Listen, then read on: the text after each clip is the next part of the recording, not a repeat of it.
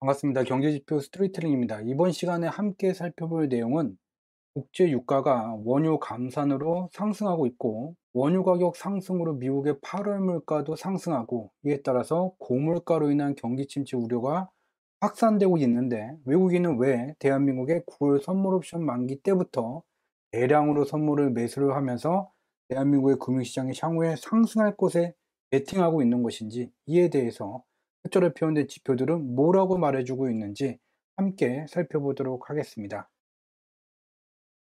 대한민국의 9월 선물 옵션 만기일 직전까지 글로벌 금융시장의 흐름을 좀 살펴보게 되면 2022년 9월서부터 글로벌 선물 시장에서는 주요한 금융상품들이 상승할 경우에 돈을 벌겠다는 상방 베팅 포지션이 구축 중이었고, 글로벌 옵션 시장 속에서도 2022년 12월서부터 유효한 금융상품들이 상승하면 돈을 벌겠다는 상방 포지션이 구축 중이었어요. 잠시 2020년도 03월 주식시장이 폭락했었던 그 시기로 되돌아가게 되면 03월에 이와 같이 폭락 이후에 선물 시장에서도 상방 베팅, 옵션 시장에서도 상방 베팅이 진행되게 됐고, 그때 코스피는 대세 상승기가 진행됐죠. 이와 마찬가지로 지금 2022년 9월서부터 선물 및 옵션 시장에서 상방 베팅이 진행 중이었고, 이에 따라서 코스피가 2022년 12월서부터 상승세가 진행되어 오고 있던 중이죠. 이러한 흐름 속에서 대한민국의 9월 선물 옵션 만기가 다가왔는데, 하필이면 그때 사우디와 러시아의 원유 감산으로 원유 가격 상승이 향후에 지속되면서 고물가로 경기 침체가 될 것이라는 공포 소재가 확산되기 시작했죠.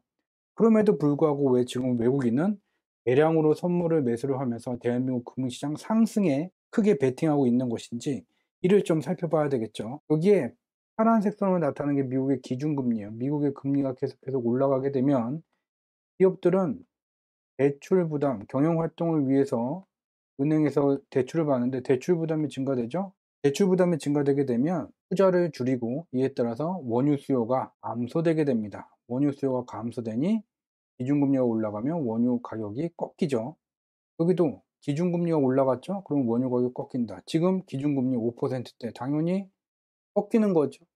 우리는 매우 쉽게 이와 같이 기준금리가 고금리, 현재와 같은 고금리를 유지하게 되면 원유 수요 감소, 원유 가격이 꺾인다는 것을 알 수가 있고, 또 하나 여기에 빨간 선으로 나타나는 게 원유 가격이에요. 1970년대 우리가 석유 파동이라고 말하죠. 석유 파동 때 원유 가격이 이만큼 상승했고, 그 뒤에도 2000년 초반에도 석유 파동 때만큼 가격이 상승했고, 지금도 2020년도서부터 지금까지 석유 파동 때만큼 가격이 상승했어요. 우리가 석유 파동이라고 부르는 것은 원유 가격 급등 현상이 실물 경제를 망가뜨릴 정도로 너무 과도했다고, 그래서 석유 파동이라는 단어를 붙이는데, 주기적으로 석유 파동 때와 같이 원유 가격이 급등하게 되면 그 뒤에 가격은 꺾여왔다는 것을 우리는 확인해 볼 수 있죠. 특히 원유 가격이 하방으로 꺾일 때 나타나는 특징이 이전의 상승세보다 더욱더 격한 오버슈팅 현상이 나타나게 돼요. 그래서 여기 검정색 선으로 오버슈팅이 나타나게 됐고, 지금도 석유 파동 때만큼 원유 가격이 급등했고, 기준금리가 지속 상승함에 따라서 고금리에 따라서 원유 수요가 급감했고, 여기에다가 원유 가격이 꺾이기 전에 나타나게 되는 오버슈팅 현상이 나타나게 됐죠. 이 부분을 좀 더 확대해서 보게 되면 여기에 미국 달러 선물, 원유 선물, 밀 선물은 나타나게 됐죠. 원유 가격 상승세가 이와 같이 진행되다가 마지막에 오버슈팅 현상이 나타나게 됐고, 여기서 직접 눈으로 확인할 수 있죠. 원유를 포함한 이들 선물 상품들은 2022년 9월서부터 선머니에 의해서 가격이 하락하면 돈을 벌겠다는 선물 매도 포지션이 진행되고 있는 것을 확인할 수가 있죠. 지금 원유 가격이 원유 선물 만기일이 다가오고 있죠. 그에 따라서 반등세가 강화되고는 있지만, 앞에서 봤다시피 고금리 조건 속에서는 원유 수요 급감, 원유 가격이 꺾일 수뿐이 없고, 이미 석유 파동만큼 원유 가격이 급등했고, 원유 가격이 꺾이기 전에 나타나게 되는 오버슈팅 현상까지도 발생했다라는 것을 확인해 볼 수 있죠.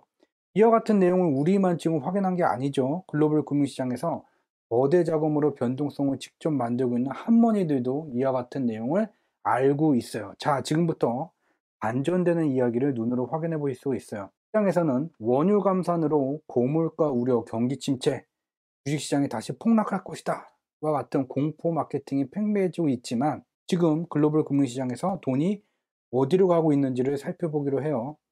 여기에 자유소비재와 필수소비재 간에 돈이 어디로 가고 있는지를 나타낸 지표예요. 생명 유지를 위해서 반드시 소비를 해야 되는 필수소비재, 기후에 따라서 소비가 되는 자유소비재, 2008년 글로벌 금융위기, 2020년 초 경제 셧다운 현상이 발생되게 되면 당연히 필수소비재로 투자자금이 과도하게 쏠리죠.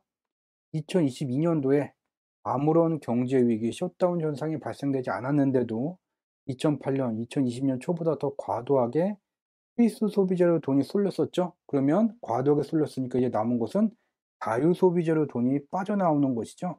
여기를 좀 이제 확대해서 살펴보게 되면 시장에서는 원유 감산으로 인한 고물가, 경기 침체, 주식시장 폭락을 외쳐대고 있지만 많은 사람들을 하방을 바라보게 하고 있지만 실제로 돈은 어디로 가고 있는 중입니까? 이 지표를 여기 확대한 거예요.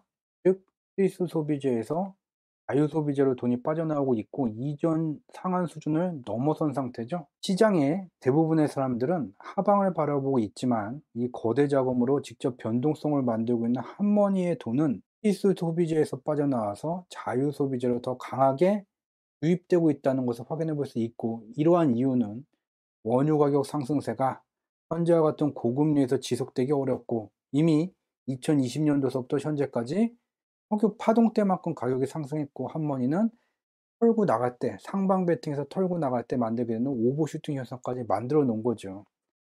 이러한 흐름이 진행됐고 대한민국의 9월 선물 옵션 만기로 다가가게 되면서 대한민국 금융시장에 있는 외국인도 이와 같은 내용을 이미 알고 있던 중이죠. 근데 이 9월 선물 옵션 만기 전까지 이 외국인은 여기에 검정색 선을 이렇게 따라가게 되면 2020년 04월 수준으로 대한민국 금융시장이 하락할 것에 베팅하는 과도한 선물 매도 포지션을 잡아놨어요.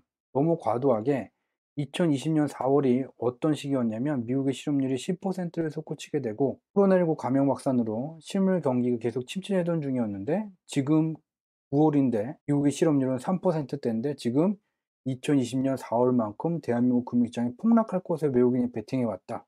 말이 되지 않죠? 그리고 원유 감산, 원유 가격 상승도 한계가 존재한다는 것을 우리는 숫자로 표현된 지표로서 확인할 수 있고 그들도 확인할 수 있는 거죠. 그래서 어떤 일이 벌어졌습니까? 외국인은 지수 자체를 이렇게 하방으로 끌고 내려가게 되면서 선물 매도 포지션으로 돈을 그득히 벌었어요. 근데 선물 시장의 게임의 법칙은 무엇이냐면 하락할 곳에 베팅해서 돈을 벌게 되면 반드시 이것을 되사야 된다. 선물 매수 포지션을 진행해야 된다. 근데 선물 만기가 코앞에 다가왔는데 안 샀죠. 그래서 9월 14일 목요일 날 대한민국의 9월 선물 옵션 만기의 당일날 외국인은 격하게 1만 계약이 넘는 선물을 급하게 사들이면서 지수를 위로 끌고 올라가게 됐고, 그리고 금요일도 만기 이후 금요일도 대량의 선물을 매수를 하게 되면서 단기간에 선물 매수를 급하게 진행을 하게 되면서 결국은 어쩔 수 없이 선물을 매수를 하게 된 것이죠. 또한 선물을 매수를 해야